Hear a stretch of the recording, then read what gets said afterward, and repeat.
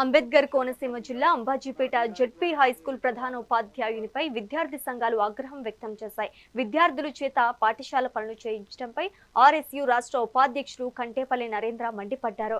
పనులు చేస్తున్న క్రమంలో 8వ తరగతి విద్యార్థి మణికంఠ చేతికి తీవ్ర గాయమై ఆసుపత్రిలో చికిత్స పొందుతున్నాడు. నిబంధనలకు విరుద్ధంగా వ్యవహరిస్తున్న హెచ్ఎం సాయిరాంను వెంటనే సస్పెండ్ చేయాలని డిమాండ్ చేశారు.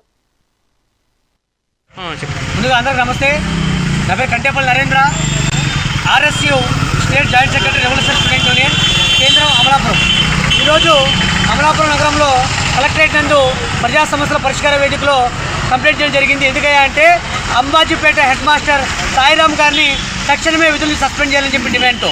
ఎందుకయ్యా అంటే విద్యార్థులని పని చేయించడం నేరమని తెలిసినా కూడా 10 సార్లు కూడా విద్యార్థులు పని చేపిస్తూ నిన్న ఏదైతే విద్యార్థికి పని చేయించడం కారణంగా ఆ విద్యార్థి వేలికి గాయం తిరిగితే ఆ హాస్పిటల్లో ఉంటే పట్టించుకొని పోయినాం.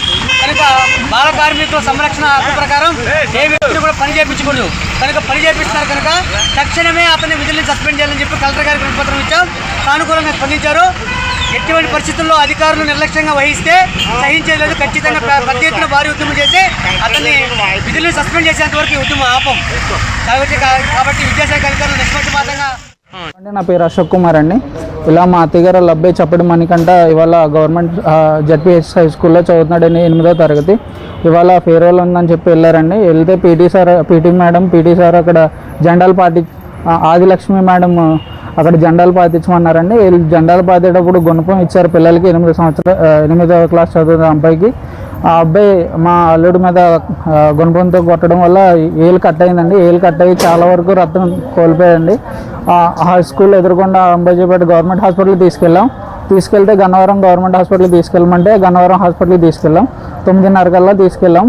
10:30 వరకు కూడా ఎవరు ఎలాంటి ట్రీట్మెంట్ చేయలేదు. ఎక్స్రే తీయడానికి కూడా అక్కడ ఎవరు ఫెసిలిటీస్ లేరు, ఎవరు రాలేదు.